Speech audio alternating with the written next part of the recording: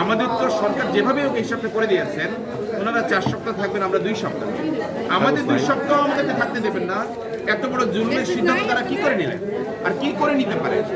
Now the answer comes, যদি তারা এরকম কোনো পরিস্থিতি তৈরি করেন, সাধারণ লোকজন কি করে মেনে নেবে? আপনি একবার ভাবুন।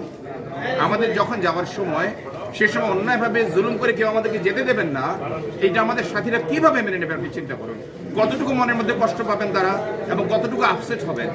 এই জন্য আমরা গত বেশ কয়েকদিন ধরে সরকারের সর্বোচ্চ লেভেল থেকে শুরু করে জুনিয়র লেভেল পর্যন্ত লিখিত চিঠি দিয়েছি, মৌখিকভাবে জানিয়েছি, মিটিং করেছি। কারণ কাকরাইল মসজিদ অসম্ভব সেন্সিটিভ জায়গায় এবং ইম্পর্টেন্ট জায়গায়। পাশেই প্রধান উপদেষ্টা ডক্টর ইউনূস আছেন, অন্য সব উপদেষ্টারা আছেন, প্রধান বিচারপতি পাশে আছেন, সেইটা ঠিক সামনে হচ্ছে কাকরাইল মসজিদ। তারা যদি অন্যায়ভাবে দখল করে রাখেন, আমাদের যেতে না দেন, তাহলে যে কোনো রকম প্রবলেমের দায়ভারটা সরকারের অন্তর্বর্তীকালীন সরকারের ঘাড়েই বর্তাবে। আজকের প্রেস কনফারেন্সে কিন্তু এইটাও একটা আমাদের উদ্দেশ্য, যে কোনো রকম সমস্যা যেন তৈরি না হয়।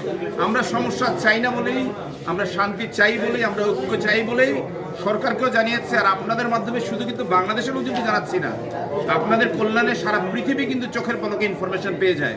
আমরা সারা পৃথিবীর মানুষকে এই জুলুম অন্যায় জানাতে চাই যে মার্কাজ এবং মসজিদ দখল করে রাখা যে ষড়যন্ত্র, এই ভুল পথে যেন তারা কিছুতেই পা না বাড়ান। এটা আমাদের তাদের কাছে আবেদন। রেজা আরিফ চিঠি আমাদের বর্তমান শুরা সৈয়দ ওয়াসিফ ইসলাম সাহেব, যিনি তবলিগ জামাত বাংলাদেশের শুরা, তিনি এরকম আরো কয়েকটি চিঠি লিখেছেন, স্পেশালি শুক্রবারে যেন কোনো রকম সমস্যা তৈরি না হয় সেই জন্য তিনি খোলা চিঠিটা লিখেছেন গতকালকে।